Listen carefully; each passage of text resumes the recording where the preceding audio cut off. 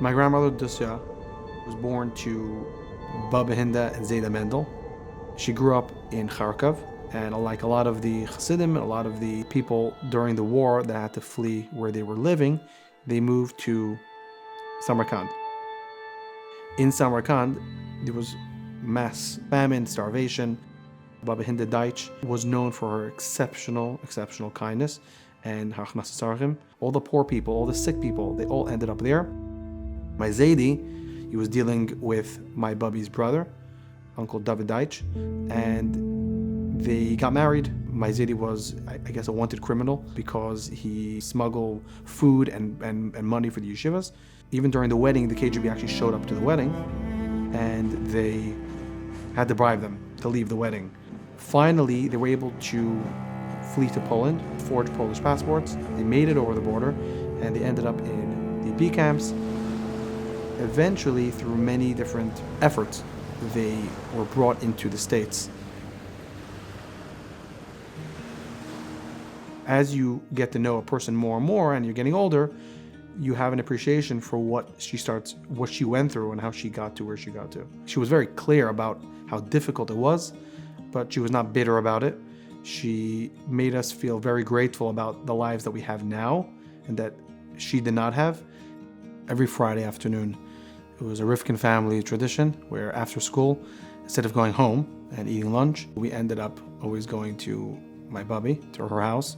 She hosted all of the grandchildren, and she always made sure we were all well fed, something that was a big part of her characteristics. It really instilled within us that our cousins, our family were super important.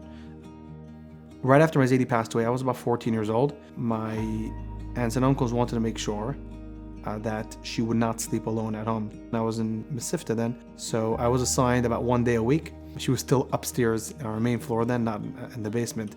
And we used to spend probably an hour or so just talking about life, talking about her life, what's going on in my life. As I got to know her more and more, I used to actually want to go more and more. She was exceptionally caring.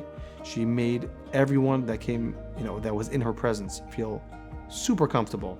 There was something about her. She had an unbelievable intuition. Even when you didn't share something, she knew what you were going through.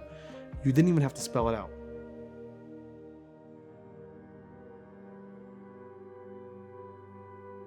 When going through infertility, she never even like a half a comment, nothing. Or not even like body language saying that I'm thinking about you, I'm davening for you. She always was telling me, enjoy life. I hope you're enjoying, hope you're going out with your wife. I hope you're treating her well. I hope you're going on vacations with her. And even though I knew from my mother that she actually said Tehillim for us all the time, she davened for us, she used to ask my mother. It kept like such a healthy relationship that I felt like I can literally tell her and she's never going to even tell anyone. And more importantly, she's never going to dig deeper than I'm ready to share. We, Baruch Hashem, finally got the good news that my wife was pregnant. And I wanted to share it with her, but it was just the beginning of COVID. Right then, it was getting a little bit dangerous. And more importantly, she was getting very sick. And I wanted to tell her, but she was surrounded by grandchildren all day. By aides, by doctors, there was always something. She was literally a few days after we were told. We were kind of given a notice that things went really, really bad in the last hour or two, and they think that this may be her last, day or two, or maybe even a few hours. I was already about a few minutes, or probably 20 minutes away from my house in Connecticut.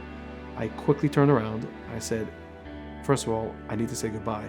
This is the last time that I'm able to see her. I'm just an hour away. I quickly turned around, I went, and also I secretly wanted to be able to tell her. And as I came near her bed, I held her hand, and she opens her eyes. Something about my Bobby Rifkin, she knew, you were able to know when she knows what you're talking about. She looks at me dead in my eyes, and she smiles and she says, "Shneir, es wird sein gut."